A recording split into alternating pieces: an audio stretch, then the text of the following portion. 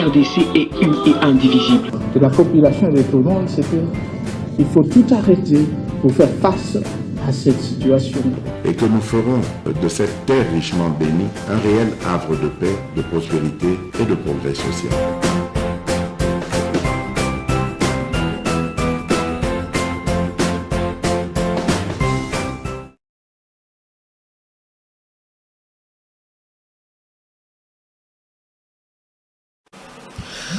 Merci beaucoup. Merci na bande konyon so bozalia wana Kinshasa. Merci na bande ko bozolanda biso na Brazzaville. Merci na bande ko bande biso na Poto, bande ko bozala biso na Pointe Noire, bozolanda biso na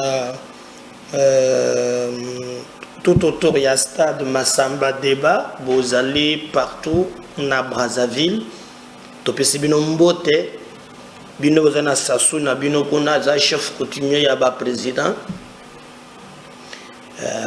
ya Boujakate donc azana ye wana comme président à vie batikale belé na Afrique te tozana sasu tozana Kagame tozana Paul Biya ya Cameroun tozana Museveni. Je ne sais pas si c'est l'anga ya mboka na bino suki na Bosani ba wana ba président à vie. Moi ce qui m'a étonné même ezali comment na ndenge élection et salamaki ya suka awa tout le monde qui nani na Brazzaville tout le monde même l'ancien opposant paix à son âme Guy Parfait qu'on est la condition qu'on fait li condition moko très flou tout ce comme on a tes places il y a Human Rights Watch toujours mon a tes par rapport il y a ba ONG il y a ba droit de l'homme maonde bazo pembe sabiso te tongo pourquoi bato bazaba complice na niveau ya likolo lelo mokili et comprendre complicité zoleka bande konangai eza passe tango biso toza menacé na est bitumba boyebi ezo continuer. C'est le moment que bande komususu baponi pona kola musaba bitumba ya bikolo le pays attaqué. Alors il y a maintenant un débat ezobi malelo et comme débat ya bikolo oh ndenge ezawana bango bazana bikolo boye ndenge bazawana bango baza boye. Vous comprenez que bato bazana logique moko ya ko déstabiliser mboka ya ko zongisa mboka sima sotuni bango intérêt ezani okomona te. Ça fait maintenant 3 jours que na niveau ya Lubumbashi tension eza makasi. D'ailleurs na ba marche tant que batemaki mokolo wana bakomi ko piller, police a utilisé même gaz bazoki maté, il paraît même balle babeta sommation et Jésus balle perdu ce que monte na lokolo ce qui ndengeni côté ya Katuba na Kenya moyen exact nini eza la base o na ba nomination elekaki awa ba nommé maire de ville moko azaka tangete maire de ville wana za muntu ya Kasai selon bango et que normalement sengela ki pe ba nommé pe Katange moko azala pe maire de ville na Mbujimai ndenge nini bango banome ndenge wana te ekomi vraiment problème babandi ko instrumentaliser batu babimisi batu na nzela batamboli bacreye zizani tango na landeli dossier bayibisi ngai eza na ba jeune moko bazomi benga ba jeune ya Jinafek donc jeunesse ya oto zalaki nango kala ya Kyungu akumwanza pe asona mais Kyungu avant kufa tango zalaka na bomoyi Kyungu alobaka ke babandaka kosangisa ba jeune wana muto ya bakata katanga Gédéon Kyungu asala sorti na ye moko boy mais Kyungu quand il était en vie a dénoncé yango avant baya ko attaquer quand na tomonaki makambo eleka ki wana lelo koloba keno eza ba jeune ya Kyungu bazokende eza faux eza groupe moko oyo bayebisinga ke Katumbi muntu azali ko entretenir yango poso botali parti yango na ndenge komeli na ba info tozwaki eza susu penza te ndenge ezalelaki tango Kyungu azalaki parti mususu batikali na parti je crois batikali soki na président soki Antoine Longange si je ne m'abuse pas d'ailleurs na toko mon siège na bango na commune ya Kinshasa awa na avenue je crois Kabinda croisement Sankour un siège na bango wana donc et koki kozala te que bango ba s'attaquer directement non pour na moni même sorti na bango moko soki na Kalemi ou na Likasi je ne m'abuse pas na la kisaki bino awa dolenge batonda ki bazalaki ebele pe bakendaki pona koloba ke ba ko soutenir président de la République bawo babimaki kuna tango babimi nde babisinga pe ke ba jeune ya IDPS pe babimi au lieu que mema kimia bande konangai et botili sous complication en tout cas il faut dégénérer. Nous demandons à bas service pour ba information ba pesibiso ngano zoga ba info de gauche à droite babisinga de comédar keba azo préparer sabotage ba réunion de gauche à droite. Moi je veux dire na bandeko wana Mukongo, Muluba, Muswahili, ndeko na yo ennemi na yo ezali oyo yozo benga Katange wana qui est en train de te tromper. Il ne parle pas du Katanga, il parle à moi sina ba makango na bananaye. C'est pas un problème de Katangé, c'est lui qui ne se retrouve pas na bako poazalaki nango ya moyibi. C'est faux et archi faux. Boko tanabaje wana te. Bo vivre ensemble. Mère oyo azalaki en place au balongoli. Balobi yepe muntu azana sima.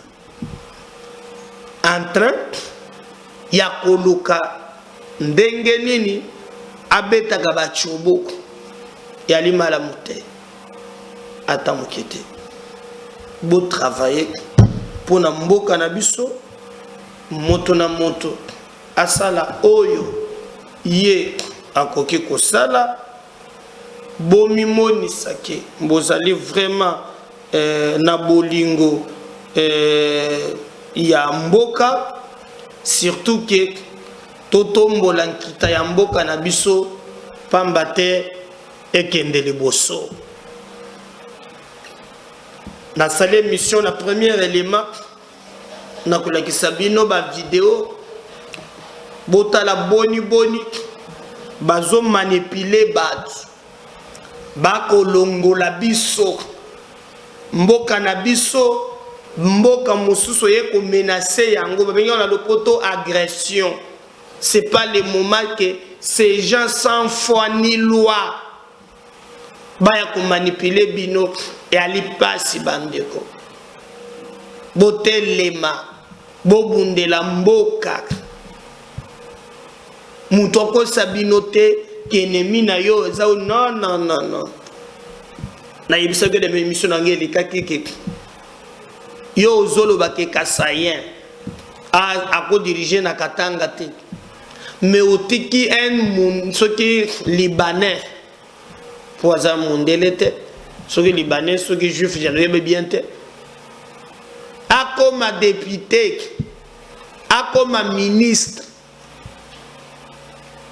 na rappela ki yo ke Katumbi qui manipule les autres demanda muyambo bozana ye na katanga kuna ayebisa bino ke ya yeba ya zalaka na Zambie aza zambien d'ailleurs même son frère makambo mingi esukela bango na Zambie.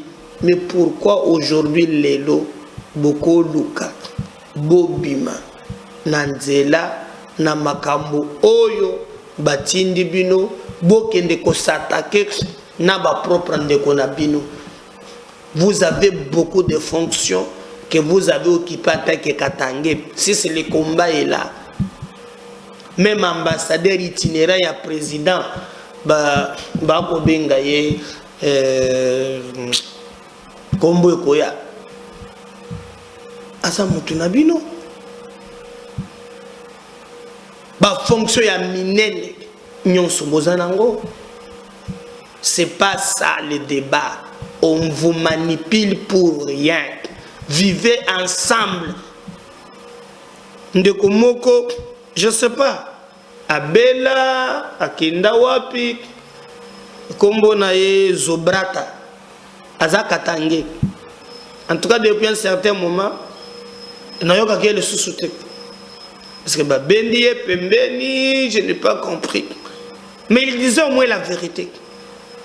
Il disait au moins la vérité. Disons moi la vérité. Tout travailler pour le Congo et non pas pour la tribu.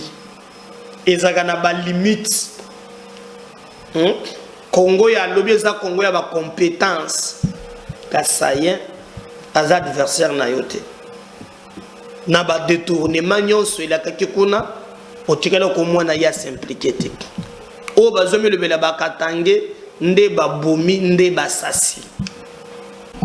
Donc, il faut voir que la situation est zawana. Alors, bah équipe nabiso basa sur place ba Tindelingai ba lobby affrontement salaki makas et sali que deux jeeps à la police et komaki na bato basalaki wana ba moneki au-delà même il y a 40 policiers. Tango ba komi bakangi quelques fauteurs de troubles. Mais, balobi, la police peut à mon avis que, en tout cas, affrontement zalaki makas, tango bakoti, ezaki na quartier moko bazobenga quartier Brondo. En tout cas, pembeni wana balobi na côté ya Kamalondo. Tozo senga ba service, bayoka ba info tozo pesa wana. Alors, na Kamalondo, et ça là même que tango biloko ne salami boyebi quartier babengi Brondo. Boza le Bumbashi bayebi, balobi na c'est fin du dépositoire des sacrements de Kamalondo, mais maintenant les gens babandaki ko fan bazo fanda na quartier wana Brondo, et ça là qui ba côté wana. Alors affrontement et salami makas. Juste, gaz avec précision, ce qui est commis na pont, les ponts de la rivière Lubumbashi, Konande, Bakoti, Luka Baluba, Salaboye, Kamata Bango, Nakate Brodo, Balobi eza bilo ba sacrement moko zalaki ya Kamalondo, mais référence ezanet pont ya rivière Lubumbashi. Moyo ba précision nde batindelinga balobi papa Meda président Kotali Kambolo bela yango ba ebaza awa bazali koluka tokoma na affrontement na épargner d'abord bino na bilili mususu pour na je crois que même YouTube bakolinga to tchele bino yango te violence moko ya kosakana te pour na nini pour bato moko bazana Kinshasa awa bana besoin ko manipuler ba bilenge eza passe na mawa donc affrontement il est qui makas na pont balibiso traverser pont il y a pont de la rivière Lubumbashi bakindalinga même na bilili oyo affrontement moko salamaki elenge moko ya Jinafek na koki ko bomba image mais boyoka message par exemple oyo azali ko talisa na boyoka ka maloba kaka ya pamba po video eza na violence ya kosakana te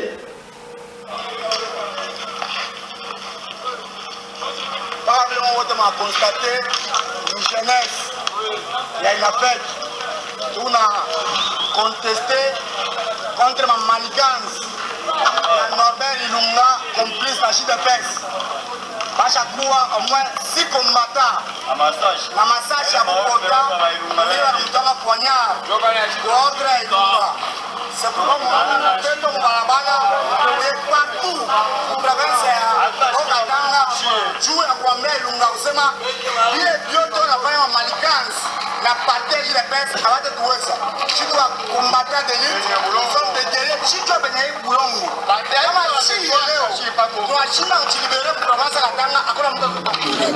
comme la jeunesse, et partout on va là.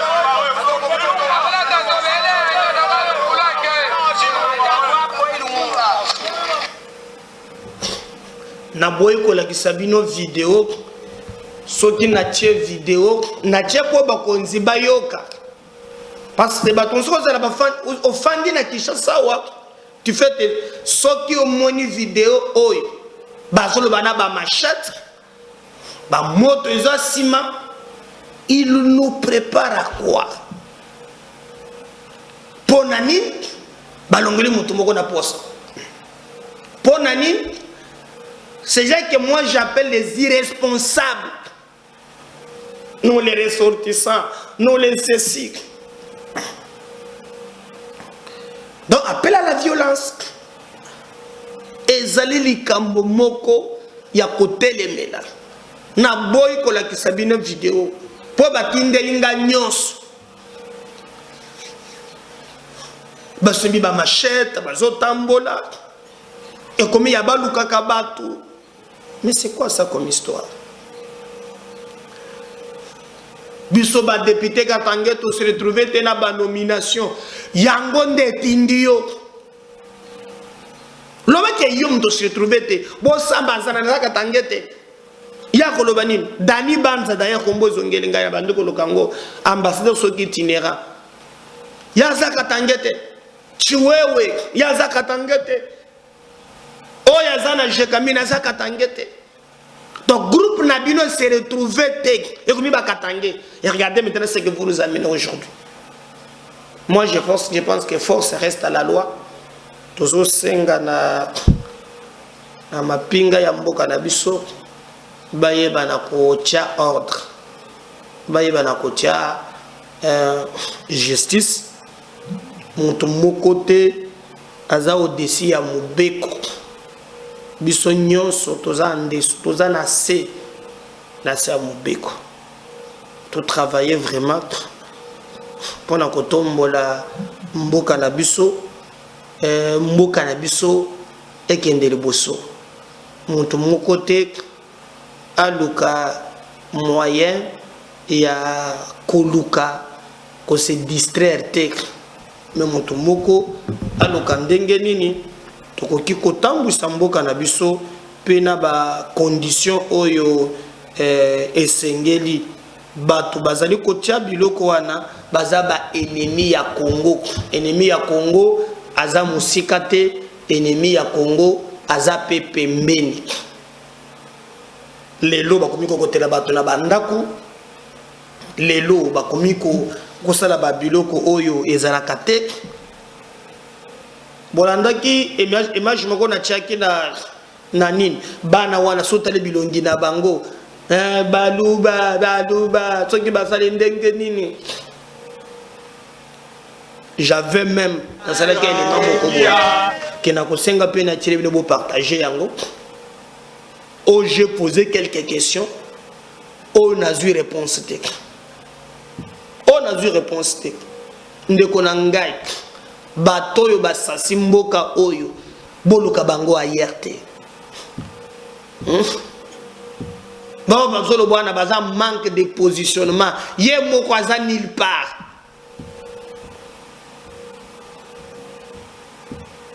Bon, extrait oyo. Extrait moko na salaki. Je crois na zwaki ba bilenge moko ba manipulaki bango. Bazo yemba nzembo baluba ba kasaya soki ndenge nini. Petit nanga moko zo yemba pe position exacte. Tango bato wana c'est criminel la économique bazwaka. Est-ce que ba yebaka yo katange? Katange za ba yo pe za katange. Est-ce que ba yebi yo? Lelo katanga ba diviser ngo mais liboso katanga ezalaka mobimbe. Na tuna kibino mutuna makambungo yo mulunda lobaka na makambo ya bakare mini mulu bazalaka wapi? Kasaya azalaka wapi? On vous manipule pour rien. Les montagnes ya ba minéraux exploités où était le Kassayen bazalaki wapi? Hein? Non, qu'on ne vous trompe pas, les problèmes est ailleurs. Qu'on ne vous trompe pas, les problèmes est ailleurs. Boté les mains, bobunde la mboka na bino, bobi mana distraction. Oh, votre ndoniza ba cop na bangoli kambwa katangeza te. Bolan d'extrait oyo. On va revenir avec vous. Poete, je crois que fona tele bino pona bossa na terre. Na tiape eloko la musima kambo nyonso tokomi nango lelo. Oh babomi, oh bapanzi, ce sont ces irresponsables. Boyo kasoki bakolo bandenge wana. On sur cet élément. On va revenir juste après.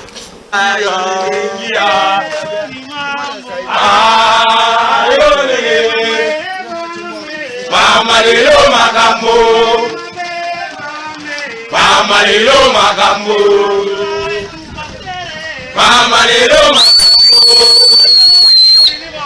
akasaini bafo tawana nabo akasaini bafo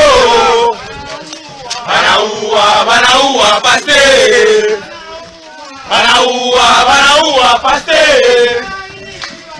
bakasaini bafo wale bakasai mwe wana indeshana mwe watu temembea kile siku kwa katanye banaua paste. Bon, je crois que bande konangai wana bomoni mafinga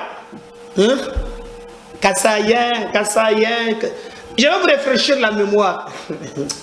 Ah, Zambelangai. Quand le Congo est attaqué par le Rwanda, le vrai débat, c'est de s'attaquer au Kassayen. Est-ce que l'objet bocha qui photo ya Nazem, Mundelo ya Katanga wana? Vous préférez Mundele? Hein? Mais d'abord Katumbi qui vous manipule, est-ce que Yemoko? Hein? Parce qu'il parle de Makambouanine. Yemoko.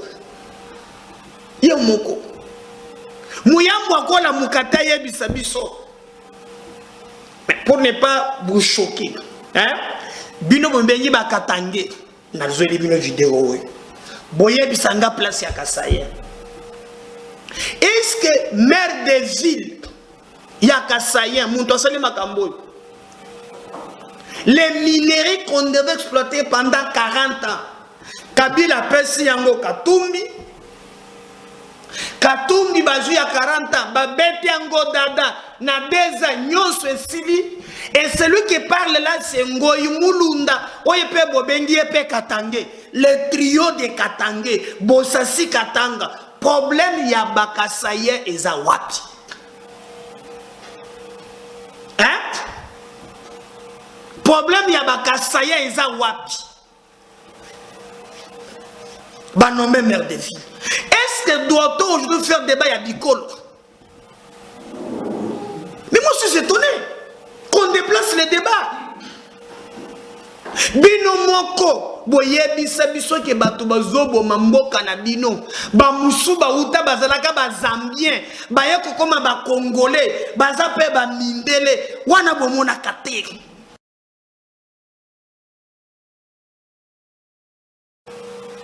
Je crois que wana bolandi oui mais bato balukele biso makambo nyonso tokomi na ngwele zopela kona bangoy boyoka makambo balobi bango batatoy batatoy nde balobi boyoka makambo batatoy toke toma.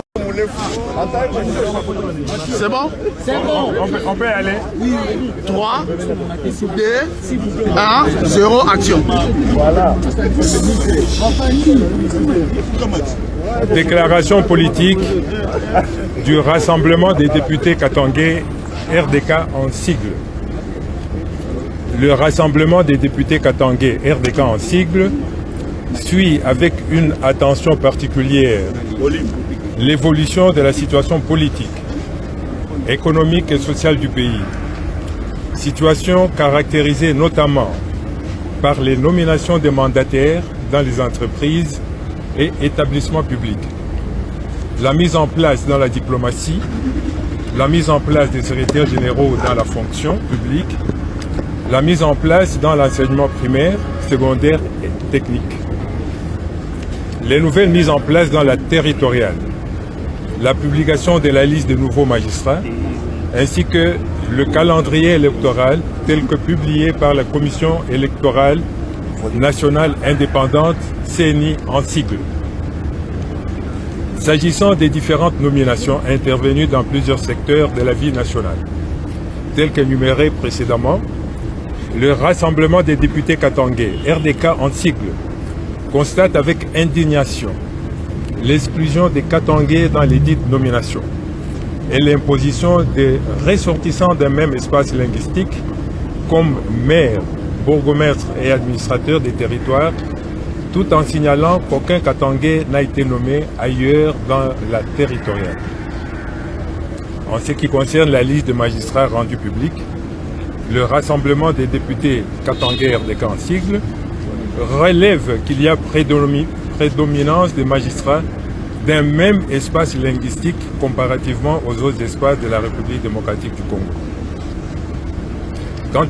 Quant à l'évolution du processus électoral, suivi de la publication du calendrier pour la tenue effective des élections générales dans les délais constitutionnels, élections attendues par tout le peuple congolais, le Rassemblement des députés katangais, RDK en sigle, constate que la centrale électorale préparerait une fraude à grande échelle en augmentant sensiblement les centres d'identification et d'enrôlement d'électeurs dans l'espace du Kasaï, mais en diminuant les centres dans la ville de Kinshasa, le Katanga, le Kivu, alors que l'espace Kasaï s'est vidé de sa population ces 3 dernières années avec l'exode vers le Katanga, le Bandundu, le Congo central et la ville de Kinshasa.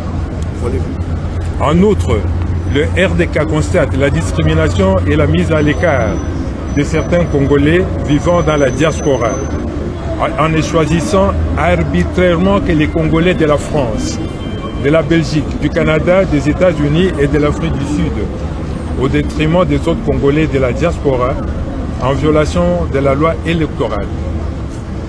Concernant le calendrier lui-même, le rassemblement des députés, Katangé RDK en sigle, le trouve irréaliste et risquerait d'amener les Congolais aux élections chaotiques. De tout ce qui précède, le rassemblement des députés Katangé RDK en sigle fait la déclaration suivante.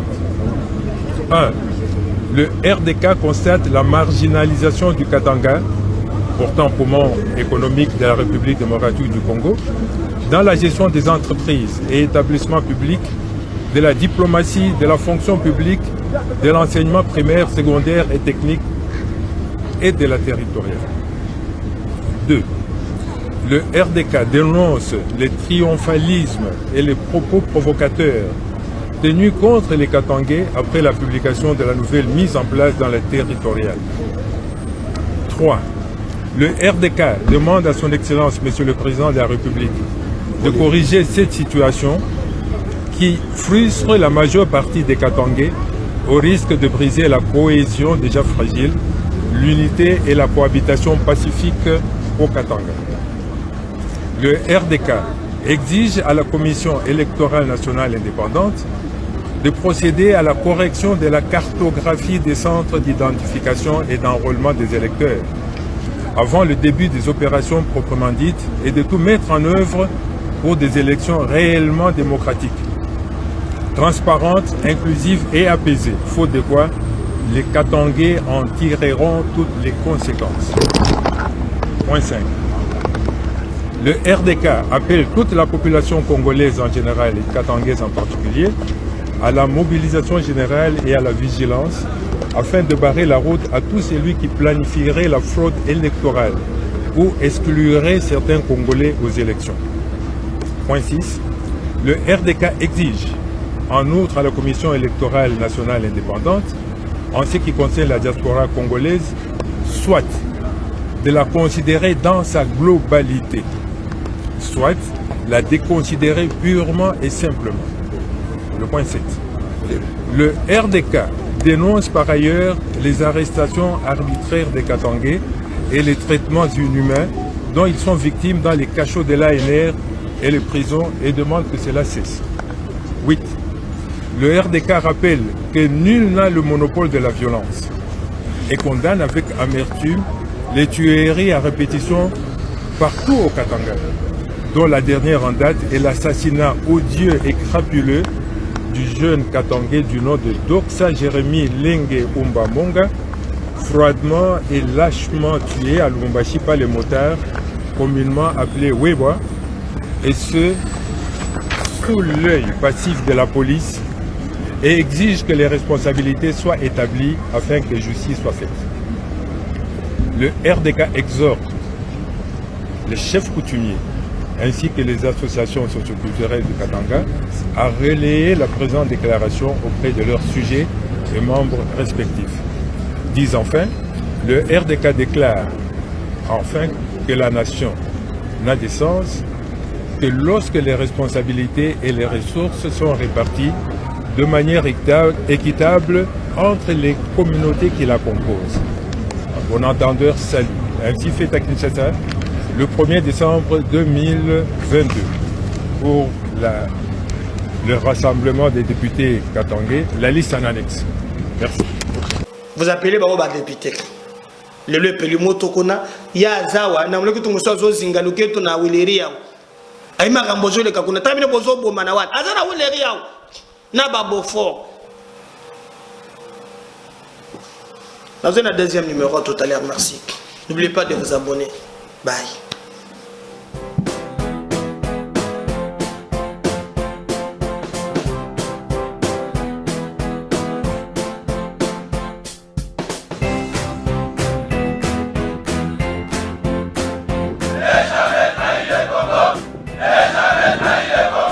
La RDC est une et indivisible. De la population et de tout le monde, c'est qu'il faut tout arrêter pour faire face à cette situation. Et que nous ferons de cette terre richement bénie un réel havre de paix, de prospérité et de progrès social.